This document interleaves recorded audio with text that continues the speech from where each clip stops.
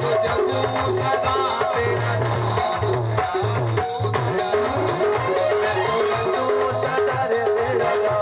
दयालु दया करो।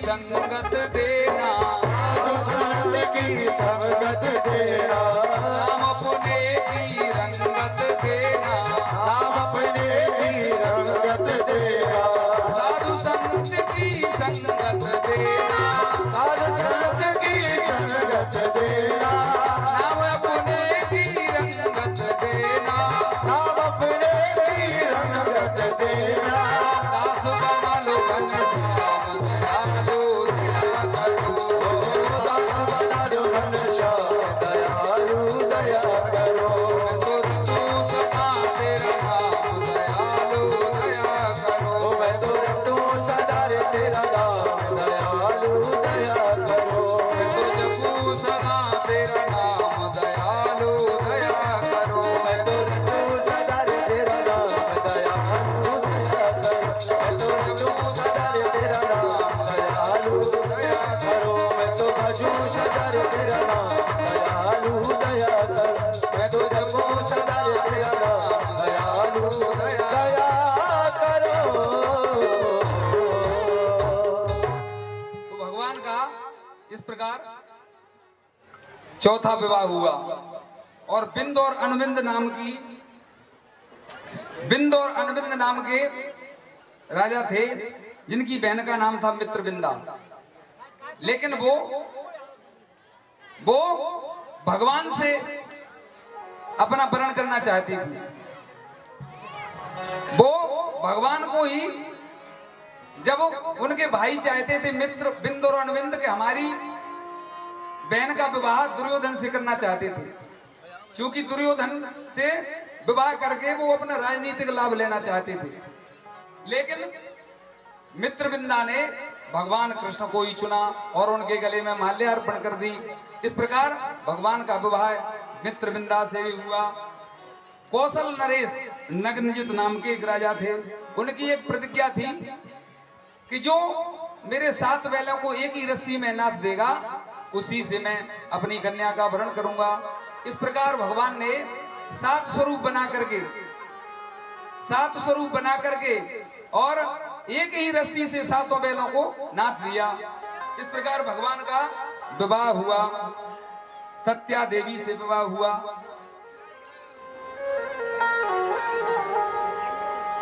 वसुदेव जी की बहन थी सुतकीर्ति। वसुदेव जी की बहन थी सुतकीर्ति जी। उनका भगवान कृष्ण के प्रति अत्यंत लगाव था, अत्यंत प्रेम था। वो चाहती थी भगवान कृष्ण से मेरा अत्यंत प्रेम बना रहे। बोलो वृंदावन बिहारी लाल की जय, श्री अयोध्या नाथ की जय।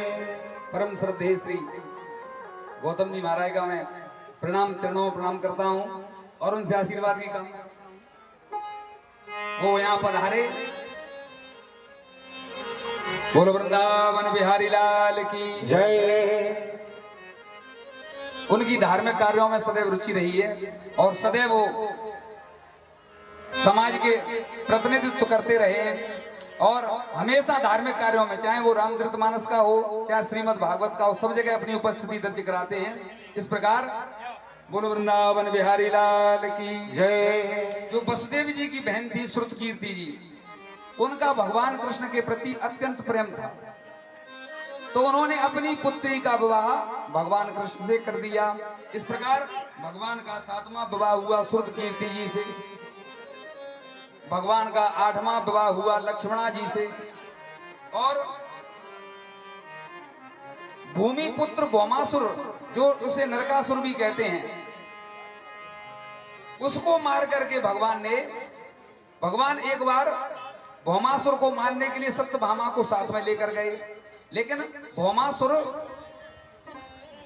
के दरवाजे पर जो पहरेदार था उसका नाम था मुर नाम का एक राक्षस था, जिसके 5 सिर थे और भगवान ने उसको वध किया, इसलिए भगवान का नाम मुरारी पड़ गया। इस प्रकार भगवान ने भौमासुर का वध करके 16,100 राजकुमारियों से एक साथ ही विवाह किया। राज बहादुर जी यहाँ कहीं भी हो, अपनी रसीद ले जाए, जिन्हें 50 किलो शक्कर दी है। राज बहादुर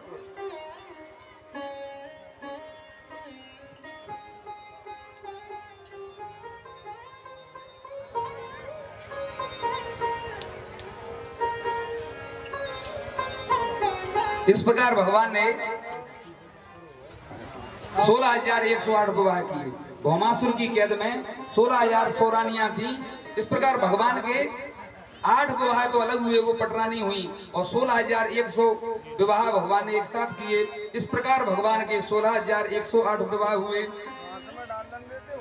तो भगवान ने सोचा कि गृहस्थ धर्म में भी अयम ही परमो लाभो ग्रहे सुग्रह मेधिनाम यन्न में नियते यामा प्रिया भीरुभामनी। भगवान ने सोचा कि गृहस्थ धर्म धन्य है। सभी आश्रमों के लोग गृहस्थ आश्रम में ही आते हैं। कोई भी यज्ञ करे, दान करे, तप करे, किसी भी संस्था को अगर कोई धन चाहिए तो वो गृहस्थियों के ही यहाँ आते हैं। तो भगवान ने कहा कि मेरी जितनी पत्नियां हैं, सभी पत्नियां कभी कभी नाराज हो जाती हैं, कभी क्रोध भी करती हैं, लेकिन रुक्मणी जी को मैंने कभी नहीं देखा कि वो कभी क्रोध करती हैं। तो भगवान ने रुक्मणी जी से कहा कि तुमने मेरा वरण क्यों किया? मैं तो बिना पढ़ा लिखा ग्वाला था और मुझ में कोई भी गुण नहीं है। इस प्रकार रुक्मणी मैया से कहा कि तुम्हारी बारात लेने के लिए शिशुपाल आया था तुमसे शादी करने के लिए, लेकिन तुमने उनको छोड़कर मेरा वर्ण किया, मुझ में ऐसे क्या गुण हैं? अभी भी कोई बात नहीं हुई। देखो भगवान के प्रत्येक रानी से 10-10 पुत्र हुए और एक एक कन्या का जन्म हुआ। इस प्रकार 16,108 और उनसे 10-10 पुत्र एक पुत्री हुई। कितने भगवान का कहते 56 करोड़ यदुवंशी हुए। आजकल कहीं इतनी जनसंख्या हो जाती तो कहते कितना जनसमूह हो गया। इस प्रकार भगवान ने सुंदर गृहस्थी धर्म का पालन करते हैं। अब रुक्मी की जो नातनी थी उसका विवाह भी अनिरुद्ध जी के 2 विवाह हुए, तो उसमें बलराम जी गए, भगवान कृष्ण गए। सभी जब रुक्मी के यहाँ बारात लेकर के गए तो वहां दाऊजी महाराज से कहा कि हम यहाँ चौरस खेलते हैं। जब दाऊजी महाराज विजय होने लगे तो वो रुक्मी दुष्ट प्रवृत्ति का था और रुक्मी बार बार दाऊजी को हरा देता था चौसर में। तो इस प्रकार दाऊजी महाराज बार बार जीतते थे और बार बार वो उनको हरा देता था। तो आकाशवाणी हुई कि दाऊजी की विजय हुई, तो दाऊजी को क्रोध आया, उन्होंने अपने हल मूसल से रुक्मी का वध कर दिया। इस प्रकार अनिरुद्ध जी का एक विवाह में रुक्मी का वध हुआ। अब अनिरुद्ध जी का दूसरा विवाह हुआ। बाणासुर की बेटी थी उषा। बाणासुर भगवान शंकर का परम भक्त था और भगवान शंकर को प्रसन्न करके उसने वरदान मांगा कि हे भगवान भोलेनाथ, आप सदैव मेरी रक्षा करना। और भगवान से ये वरदान मांगा कि आप मेरी नगर की रक्षा करेंगे। जब दुष्ट व्यक्ति तपस्या भी करता है तो उसका वरदान भी गलत ही मांगता है। तो भगवान शंकर ने कहा एव वस्तु, मैं तुम्हें वरदान देता हूं कि मैं तुम्हारे नगर की रक्षा करूंगा। और बाणासुर को 1000 भुजाएं थी। जब वो युद्ध के लिए सब जगह घूमता फिरा, कोई भी युद्ध के लिए नहीं मिला, तो भगवान शंकर से ही कहने लगा मैं तुमसे युद्ध करना चाहता हूं।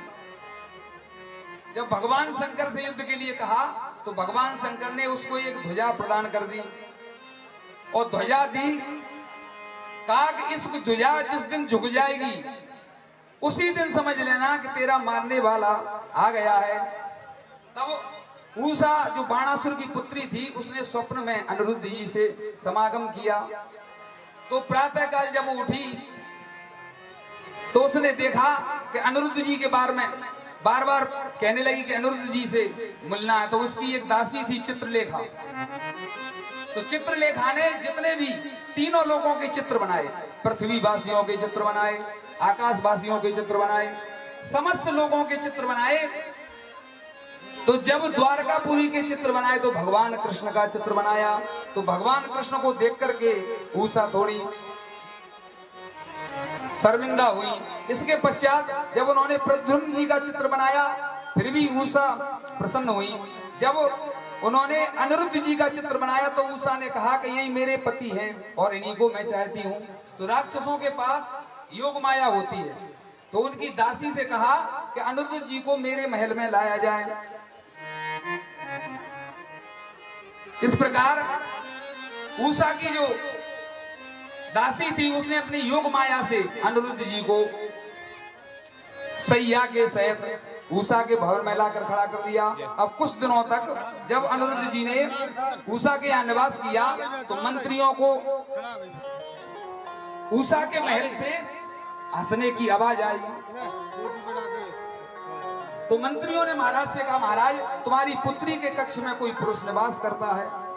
इस प्रकार जब बाणासुर ने आकर देखा कि अनिरुद्ध जी उषा के साथ बैठे हुए हैं तो बाणासुर ने अनिरुद्ध जी को बंदी बना लिया। और एक बार नारद जी महाराज जब द्वारकापुरी पहुंचे तो भगवान से पूछते हैं प्रभु और सब कुशल मंगल है, आपके परिवार में सब कुशल मंगल है? तो भगवान ने कहा मेरे यहाँ पे ऐसे सब कुशल मंगल है, लेकिन कुछ दिनों से अनिरुद्ध जी का पता नहीं चल रहा है, पता नहीं वो कहाँ है। इस प्रकार नारद जी ने कहा महाराज अनिरुद्ध जी तो बाणासुर की कैद में बंद हैं। जब भगवान बाणासुर के यहाँ गए, जब भगवान कृष्ण का आमना सामना हुआ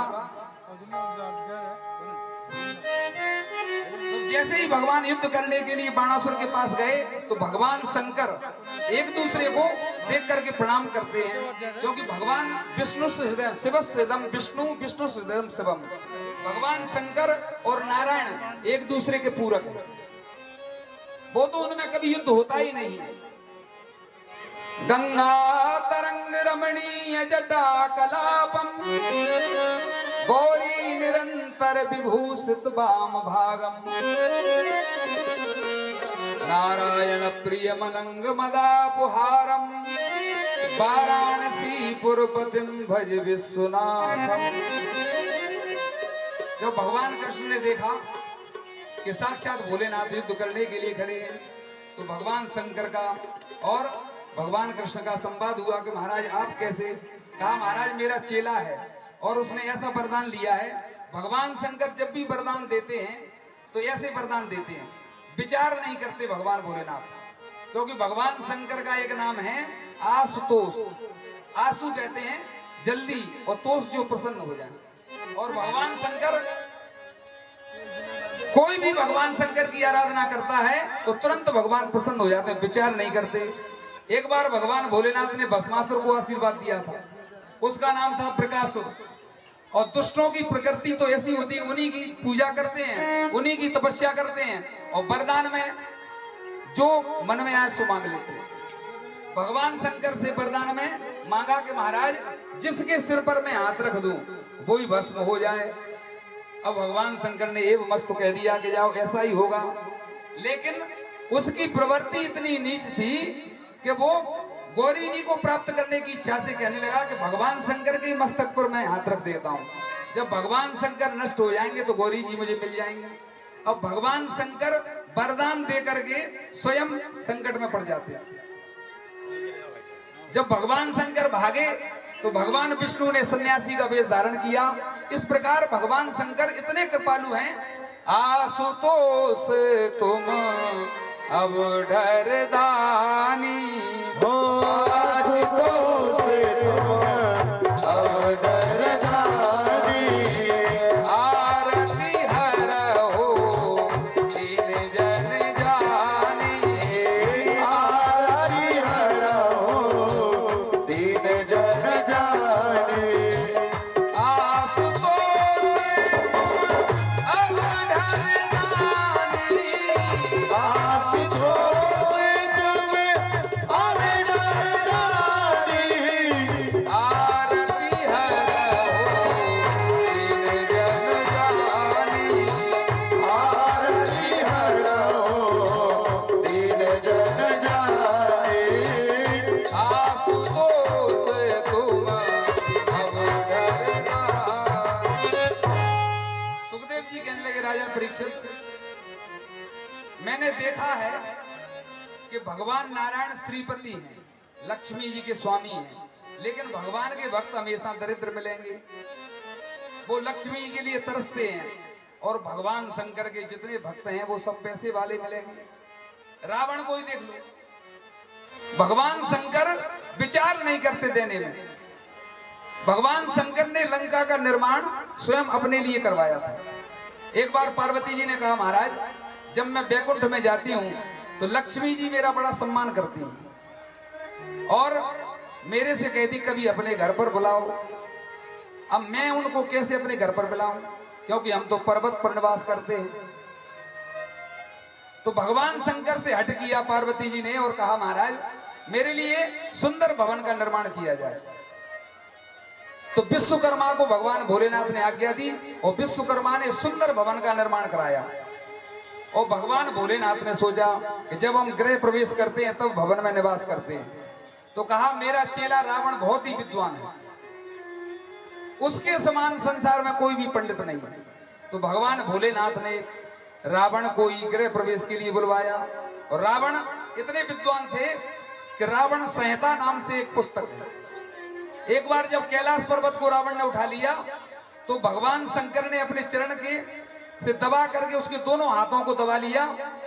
तो रावण ने दोनों हाथ दब गए तो इतनी जोर से रोया रावण कि तीनों लोग रोने लगे और हाथों को दबे दबे उन्होंने तांडव स्तोत्र की रचना कर दी।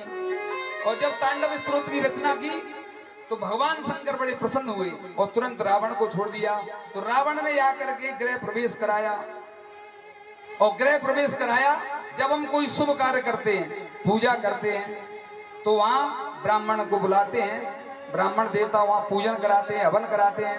अंत में हम संकल्प के लिए दान देते हैं। जब भगवान भोलेनाथ ने कहा कि कुछ दान मांगो, तो रावण हुए या बाणासुर हुए, ये अनाधिकार चेष्टा करते आए हैं। तो रावण ने कहा महाराज कि मुझे ये भवन ही प्रदान कर दो, जो आपने लंका बनवाई है ये मुझे ही दे दो।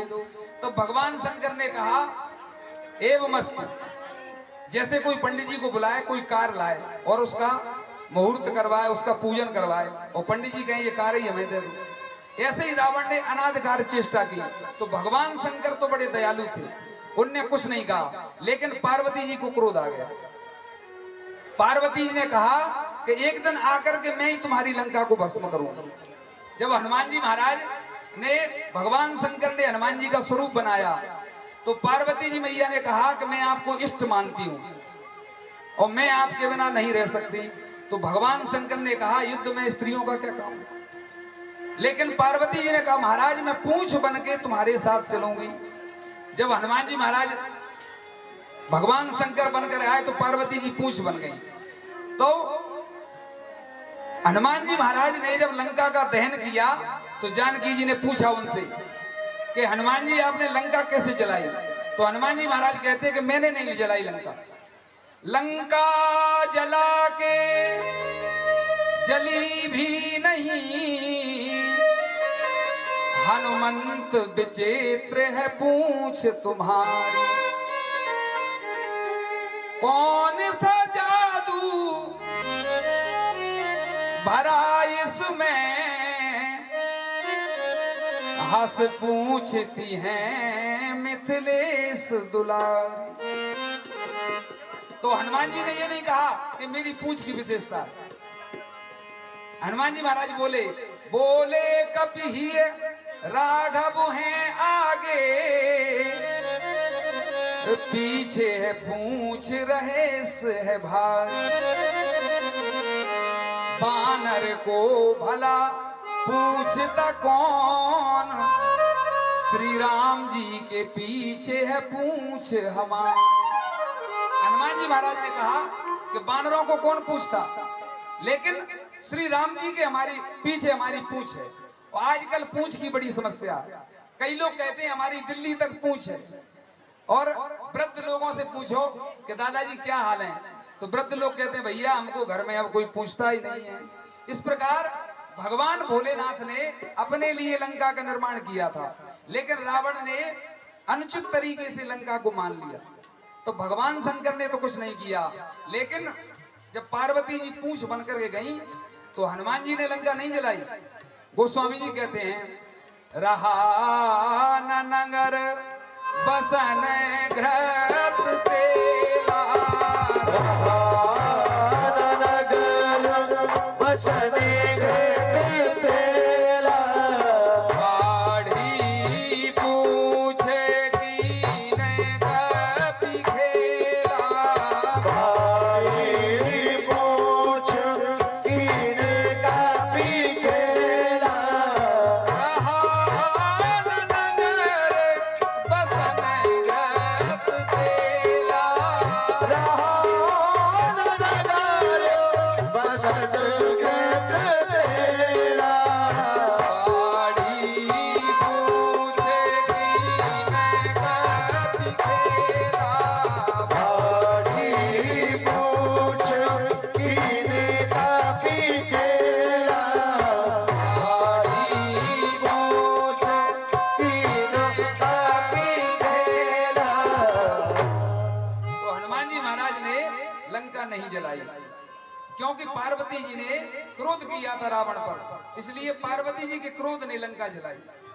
और गोस्वामी जी कहते हैं ये पूंछ नहीं है, ये पूंछ नहीं है, ताकर दूत अनल जी सिर जा, ओ जरा न सोते ही कारण गिर जा। ये पूंछ नहीं है, गिरजा जी है। इस प्रकार भगवान भोलेनाथ इतने दयालु हैं कि अपने भक्तों के पीछे वो कुछ भी करने को तैयार हो जाते हैं। भगवान शंकर ने बाणासुर को वरदान दिया कि मैं तुम्हारे नगर की रक्षा करूंगा। तो भगवान शंकर एक तरफ से युद्ध कर रहे हैं और दूसरी तरफ से भगवान कृष्ण युद्ध में गए। तो जब भगवान कृष्ण का और भगवान शंकर का युद्ध हुआ तो दोनों ही बराबर हैं, वो तो एक दूसरे से कम नहीं है। तो भगवान ने वैष्णव ज्वर का प्रयोग किया और भगवान शंकर ने माहेश्वर ज्वर का प्रयोग किया। इस प्रकार भगवान नारायण ने ऐसा अस्त्र चलाया कि भगवान शंकर को जमाई आती रही और नित्य जमाई लेते रहे। इस प्रकार भगवान ने भगवान शंकर के मान की भी रक्षा की और बाणासुर की समस्त भुजाओं को काट दिया, केवल 2 भुजाएं छेड़ी। तो भगवान शंकर ने कहा कि महाराज इसका वध मत करना। तो भगवान कृष्ण ने कहा कि मैं इनका वध नहीं करूंगा, क्योंकि ये प्रहलाद जी के नाती हैं, ये प्रहलाद जी के प्रपौत्र हैं। मैंने प्रहलाद जी को वरदान दिया था कि मैं तुम्हारे कुल में किसी का वध नहीं करूंगा। इसलिए भगवान ने बाणासुर को छोड़ दिया और 2 भुजाओं को इस प्रकार भगवान ने भौमासुर नाम के असुर को नष्ट किया। इस प्रकार भगवान एक नृग नाम का राजा था। तो भगवान शंकर कितने दयालु हैं।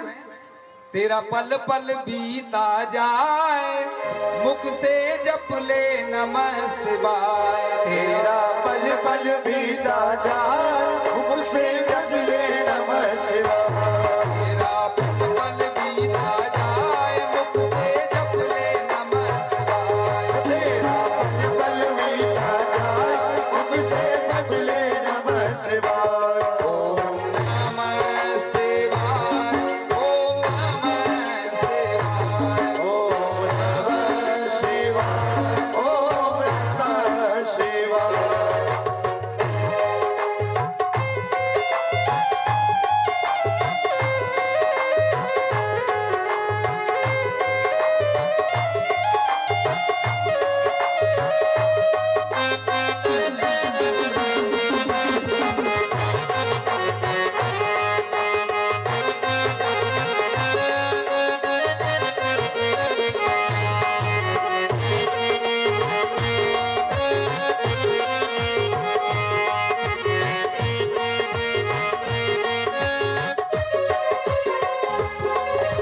शिव शिव तुम हृदय से बोलो, शिव तुम हृदय से बोलो, मन मंदिर के पर्दा खोलो। मन मंदिर के पर्दा खोलो। शिव शिव तुम हृदय से बोलो, शिव शिव तुम हृदय से बोलो, मन मंदिर के पर्दा खोलो। मन मंदिर के पर्दा खोलो।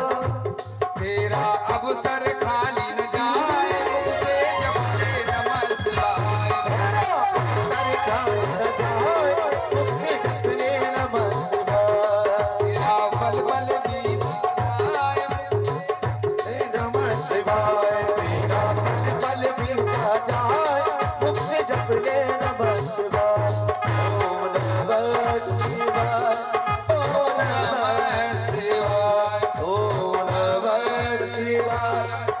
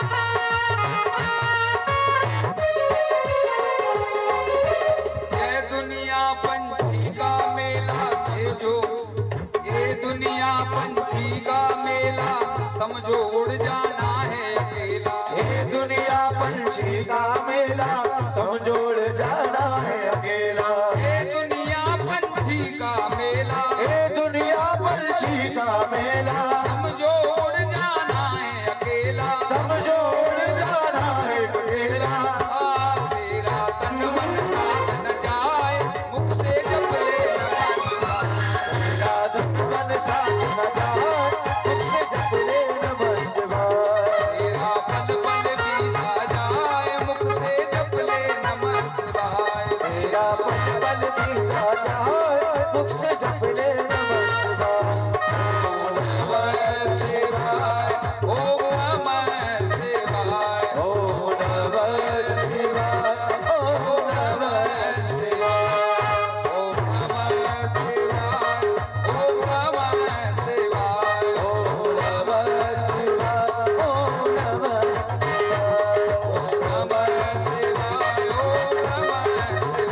ओम नमः शिवाय, ओम नमः शिवाय, ओम नमः शिवाय, ओम नमः शिवाय, ओम नमः शिवाय, ओम नमः शिवाय, ओम नमः शिवाय, ओम नमः शिवाय, ओम नमः शिवाय, ओम नमः शिवाय, ओम नमः शिवाय, ओम नमः शिवाय।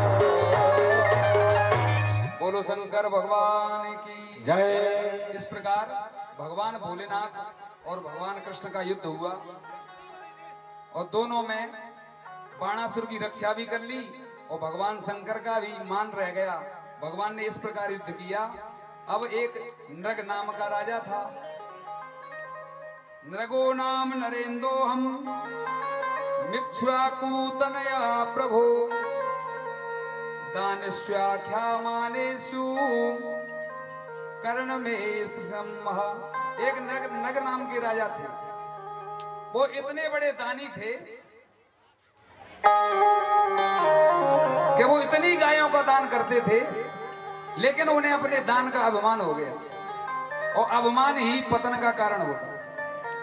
भगवान ने एक बार बच्चों को लेकर के बगीचे में खेलने गए तो बच्चों ने जब देखा कि एक बहुत बड़ा गिरगिट कुएं में पड़ा है, तो जैसे ही भगवान कृष्ण गए और उस गिरगिट का स्पर्श किया तो उसने सुंदर स्वरूप धारण कर लिया और बताया, महाराज मैं इक्ष्वाकु कुल में उत्पन्न नृग नाम का राजा हूं, तो तुम्हारी ये गति कैसे हुई, तुम गिरगिट कैसे बन गए? तो कहा, महाराज मैं बहुत बड़ा दानी था। तो भगवान ने कहा, कितना दान किया? कि महाराज बरसात की बूंदों को कोई गिन सकता है क्या? इतनी गऊओं का मैंने दान किया। और धूल में कितने कण होते हैं, इतनी गायों का मैंने दान किया। तो भगवान ने कहा कि तुमने दान तो बहुत किया, लेकिन अपने मुंह से अपने दान का वर्णन करने से पुण्य नष्ट हो जाता है। अपने मुख तुम आपन करनी, बार अनेक भांति बहुबरणी। तो भगवान ने कहा, तुमने ऐसी गायों का दान किया होगा जो बूढ़ी हो, दूध न देती हो। लेकिन उस राजा ने कहा, महाराज पर सुनी, मैंने ऐसी गायों का दान किया जो दूध देती थी और साथ में बछड़ा भी था, और मैंने उनके सींगों को सोने से मढ़वाया, उनके खुरों को चांदी से मढ़वाया और सुंदर स्वर्ण की उन पर झूल डाल करके मैंने ब्राह्मणों को दान दिया। तो फिर आपका पतन कैसे हो गया? तो नग राजा कहने लगे, महाराज एक बार मैंने किसी ब्राह्मण को गाय दान में दे दी और वो गाय लौट करके मेरे पास ही आ गई, मेरी गायों में मिल गई, और मैंने उसी गाय को दूसरे ब्राह्मण को दान में कर दिया। जब मैंने उसी गाय को दूसरे ब्राह्मण को दान कर दिया तो बोलो वृंदावन बिहारी लाल की जय। बोलो अयोध्या नाथ की जय। दान का अत्यंत महत्व है।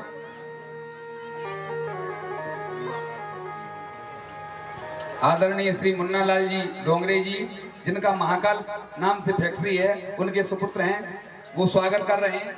भगवान वृंदावन बिहारी लाल उनके जीवन में सदैव आनंद और उनके भाई भी साथ में, सभी लोगों का हार्दिक अभिनंदन करते हुए, तो दान तो हम करते हैं। गोस्वामी जी कहते हैं, प्रगट चार पद धर्म के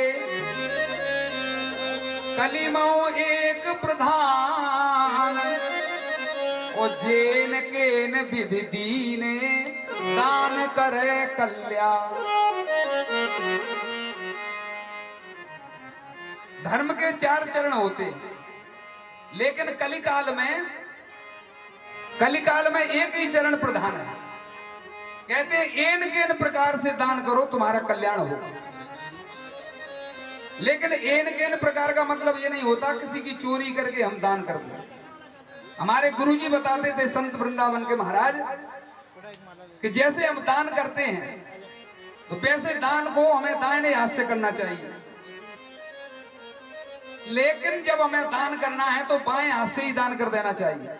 दाहिने हाथ में जब हम दान को लेते हैं तो हमारी बुद्धि पलट जाए, क्योंकि कलिकाल का इतना प्रभाव है कि दान करते करते हमारी बुद्धि पलट जाती। इसलिए दान दाएं हाथ में हो या बाएं हाथ में तुरंत दान कर देना चाहिए।